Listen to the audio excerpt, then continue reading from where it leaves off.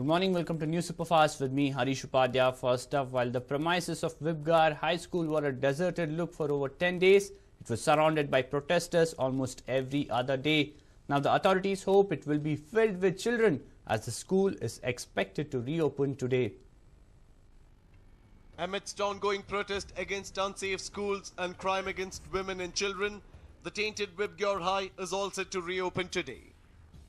This is despite parents filing a PIL in the High Court against its reopening. They've asked for proper action to be taken against the erring school management. The school is reopening under the purview of the same authorities who allegedly overlooked the horrifying gang rape of a 6-year-old special needs student.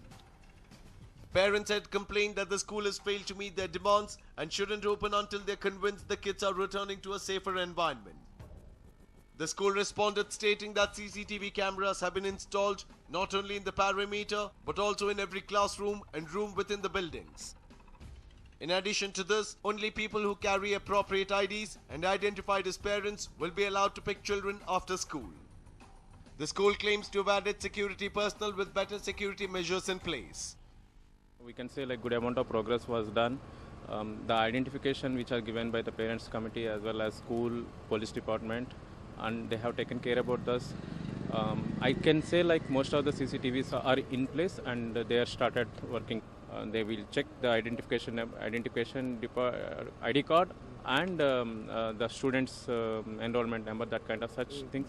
And only the people who are related to the school only allowed. Other people won't be allowed. That's what the communication we got from the police department, saying that like our people will be keep monitoring here, and definitely my extra security will be there from the police department. The school is also erecting higher compound walls to keep miscreants at bay. But are they forgetting it was one of their own who had executed the crime? Vibgar High is currently under immense pressure, considering the fact that their chairman was accused of covering up the case. The Bengaluru police too have been accused of protecting the management and being lenient towards them. While one has been arrested and 3 others were taken in for questioning, it has been suspected that 5 more people from the management who were involved in abetting the horrifying rape of the child within the premises are still at large. Despite the looming doubts, the government and school authorities have managed to convince the parents that Vibgar High is safe for children. All the questions we asked, management, school, education department as well as home ministry, the police department has given assurance for all the questions we have given. The improvements are going on, even management as well as parents committee as well as police department, education department, everybody is working towards to make this school should be a safest zone. The school is expected to resume classes for students from 5th to 10th grades, while classes from 1 to 4 will begin on Wednesday. Schooling for pre-primary children would start on July 31st. The school is over 3,000 students. Are they returning to a safe environment? Deepak Bopanna for News9, Bengaluru. Moving on, it's a mega project that provides drinking water to 123 villages, but thanks to the substandard work, the project continues to languish despite being initiated more than 5 years ago. Here's a report. The Central Minister of State for Civil Aviation, G.M. Siddeshwara, was seen spitting fire at L&T for its poor quality of work being undertaken in Davangere district.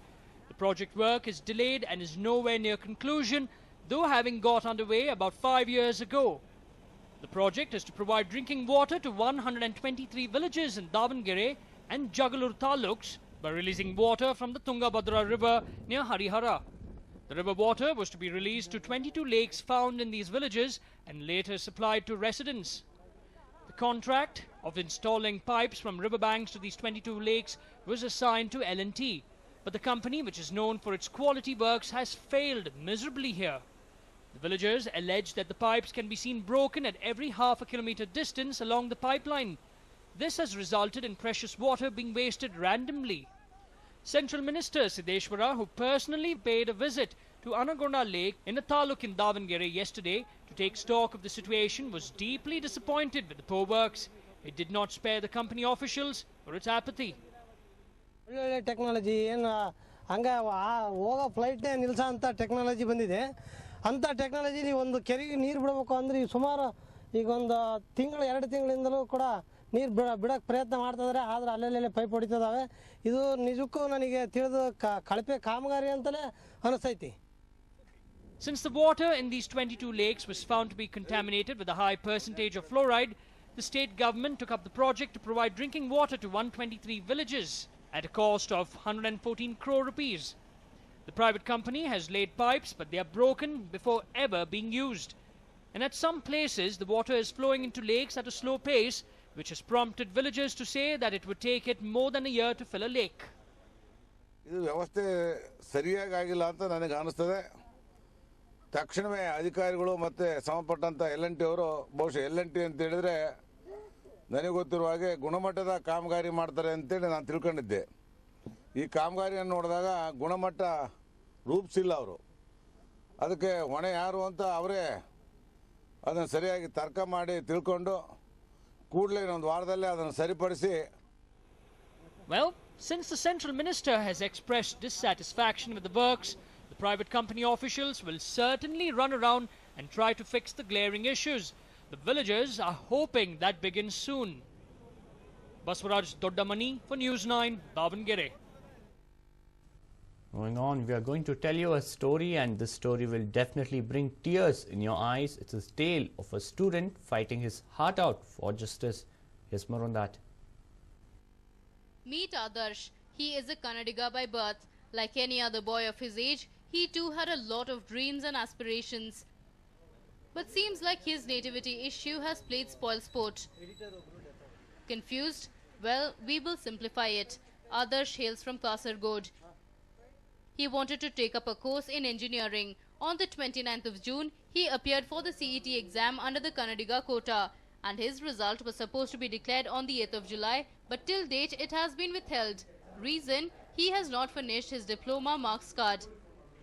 And when he approached the authorities to pour out his woes, he was allegedly foul-mouthed.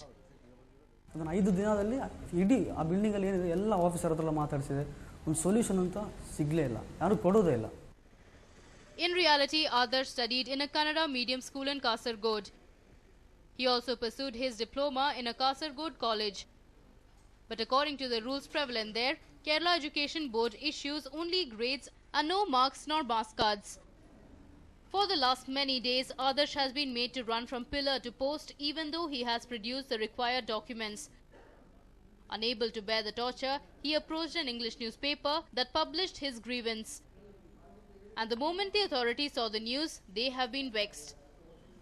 They summoned him to the CET office in Malleshwaram and went hammer and tongs against him. ಗಡಿನಾಡು Kannadiga certificate ಇದೆ, ಅದು ಮಾತ್ರ ಇದ್ರೆ ಸಾಕು ಅಂತೇಳಿ ಕರ್ಕೊಂಡು ಬಂದವರು ತುಂಬ ಹಿಂಸೆ ಮಾಡಿ, ತುಂಬ ಅಷ್ಟು ಕಷ್ಟ ಕೊಟ್ಟು ಹೋಗಯ್ಯ ಏನು ಮಾಡ್ತೀಯ ಮಾಡ್ಕೊಂತಂದು ಕಳಿಸ್ಬಿಟ್ರು. Adarsh is completely dejected.